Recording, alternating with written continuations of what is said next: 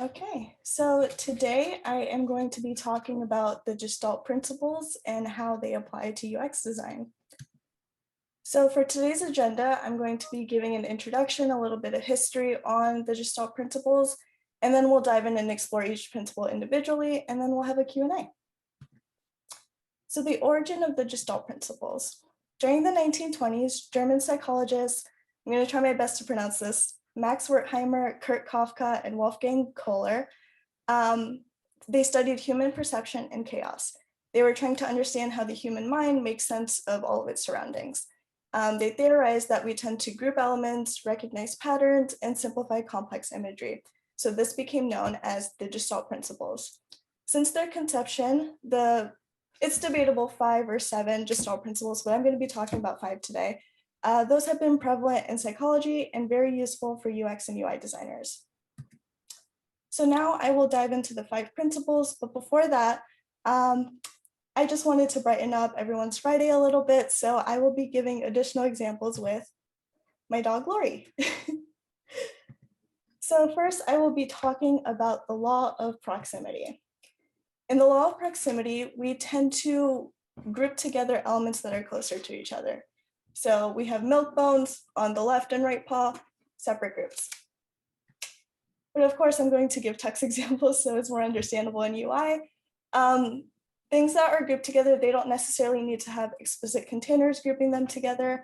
And this is really important for users to understand which actions are in reference to which context. So this is a content page in text for an activity. This title is in conjunction with this image in conjunction with this content.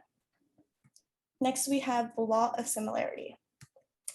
So this is Lori, and this is my brother's dog, Walnut. They're both wearing their plaid bandanas for Christmas, and elements with similar characteristics are going to be perceived to be grouped together.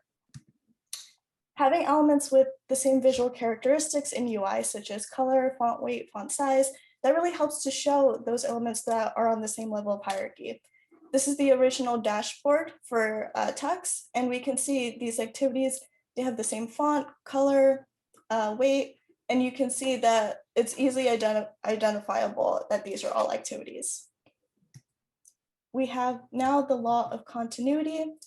In the human mind, we perceive elements that are aligned with each other to follow a continued path. So even though this image cuts off, there's bushes here, you can see that Lori is walking down this curved path.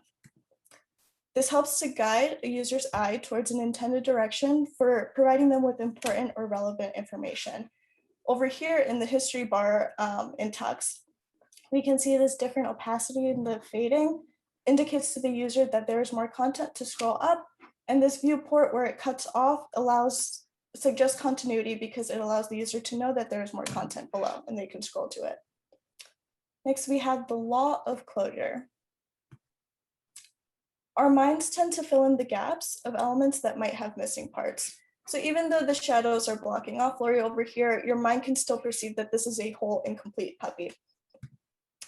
And I couldn't find a text specific example that would be perfect enough, but I know we struggle with this daily, the horrendous loading screen. But even though you can tell that it doesn't complete a full circle, your mind perceives a circle. And this is helpful because it can give the user visibility of system status. I'm not sure if he's here, but shout out to Corey. And it allows the user to know their progress in completing an action. And lastly, we have the law of connectedness. We tend to group objects that are connected to each other. Pretty simple. So I'm clearly walking these 2 dogs. They're both connected to me. You can assume they're my dogs. Elements that connect in UI gives the user an indication of context association. This is an asset in text and it's a tooltip.